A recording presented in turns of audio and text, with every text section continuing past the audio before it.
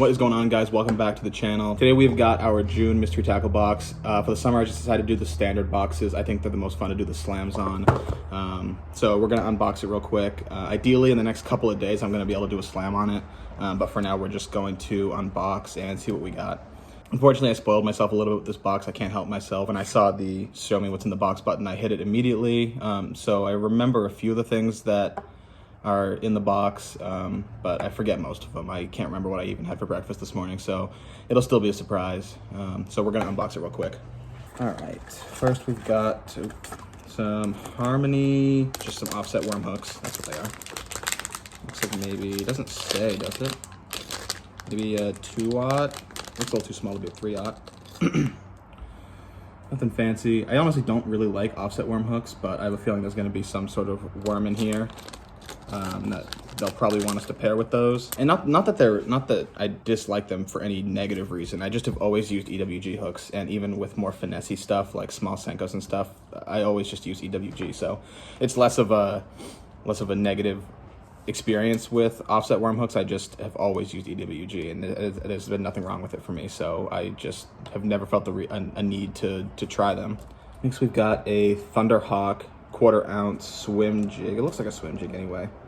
Mouse head, just says mouse head grass jig, so I'm assuming that's going to be a swim jig. It's got that more streamlined head as opposed to like a football or a flipping jig. I feel like this hook length is super long, but honestly for a swim jig, usually you've got swim baits off the back instead of creature baits, so that longer length actually may help with the action of the swim bait. Super light weed guard, which again makes sense for a grass swim jig. For someone who fishes spinner baits all the time, I don't think I've ever fished a dedicated swim jig, but depending on how we do the slam, I may end up throwing it as a flipping jig. It's just where I fish up at my camp, usually where I do the slams. There isn't a lot of grass lines to fish off of without a boat or a canoe. I'm usually just fishing off the bank. But honestly, the creek that we're on has got a bunch of riprap, so reeling this in right along that riprap will probably look just as good. This is the one thing I definitely remember. It's like a Weston Baits popper. It says floating, as if a popper wasn't always going to be floating, which I find kind of funny. It's called, I guess, a spot on top walker, so maybe it's supposed to be like a mix between a popper and a spook. It's kind of got a spook look to it. It's kind of got that flat head, almost like a popper would, but I could honestly see you being able to fish this either way, whichever you prefer. If you were trying to cover some water, I could see you working this a lot faster like a spook, or if you wanted to just really go over some heavy padded areas, I could see you just really working this slow like a popper. Oh, it talks about walking the dog. So yeah, maybe it is supposed to be more like a spook.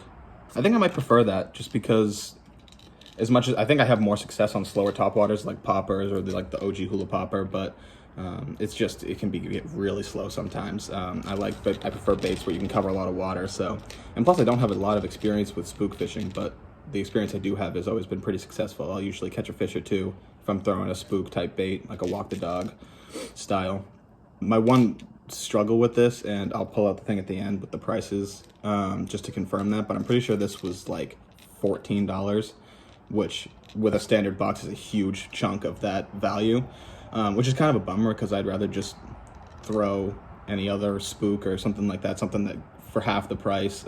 So it's just kind of a bummer that it takes up so much of that value, but I'll stop knocking it until I really give it a shot. I don't think I've ever thrown a Weston bait, so maybe it's just magical. Maybe it's just got the call the bass like. We'll have to find out. We got some big bite baits, creature bait, looks like a cross style.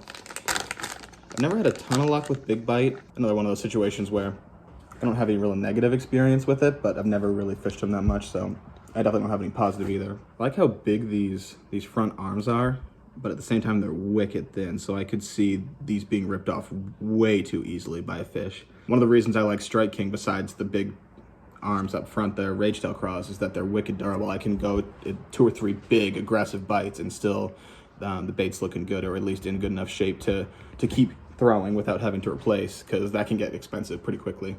But these look really thin, especially right there where they connect. That looks like it's gonna rip off pretty easily after 1 or 2 pretty weak bites. Again, we'll have to see. I like the color. It's just a basic green pumpkin, but it's got about 3 different sparkle colors on the inside. So it's probably pretty good for more natural clear water, but at the same time, it's got so much flash in it that I bet it works for some pretty chalky milk water as well.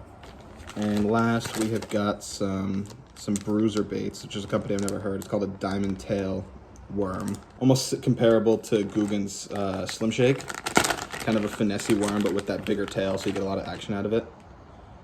I'm actually a fan of that. This is probably what they kind of want you to throw with the offset hook. Probably just on a finesse style setup with probably a light Texas rig. That's probably what I'll do anyway, maybe an 1/8 ounce Texas rig weight. Probably with those offset hooks, but ideally I would probably throw like a 3/0 EWG if it was up to me. But I like the look of that. That's probably, I bet that's got crazy action. And you know what? A lot of these finessey style worms they're starting to make them with those materials that make them float, kind of like the Sakoshi bug would, or like Ned style baits. So I bet if you throw it with a light Texas rig, I bet this tail really gets up off the ground and shakes a bunch. So I bet this is gonna be really nice too. So that is it for the box. Like I said, today I'm gonna edit this video and post it tonight. Today's the 7th. Within the next week, if not less time, I'm hoping to get to my camp to do this slam for you guys. I don't know when I'm gonna post it. We've got this unboxing. I've still got a perch run video that I've pretty much edited and have to post, but I think I'll hold off on that at this point. I wanna get out the more recent videos that I've recorded, and maybe I'll save the last perch run video for a week where I didn't get a video out for you guys. Probably what you'll see next, I'd like to get the slam out to you guys, but probably what you'll see next is at least one pond hopping video where I was looking for fish on beds. I didn't have a ton of success with that, but I did catch a ton of fish. I'm not sure how I broke it up quite yet, but as of recording this, I'm, I think, a third of the way through the clips, and I already have like an 8-minute video, so it's probably gonna get divided in half into 2 different videos. So that's probably what you'll see next, as much as I wanna get this slam out. But regardless, I hope you guys enjoy, and I will see you in the next one. Later.